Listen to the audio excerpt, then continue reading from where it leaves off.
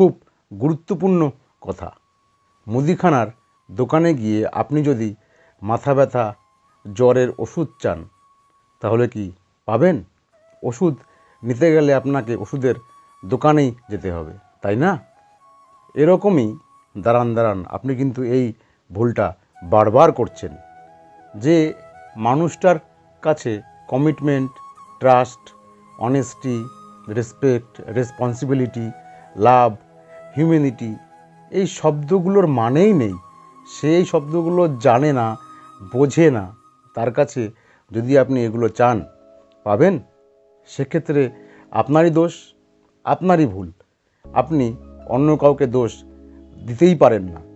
সেজন্য অযথা সময় নষ্ট করবেন না।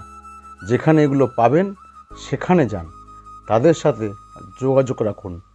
সেলফ রেসপেক্ট বলে তো একটা কথা আছে। ভালো থাকবেন।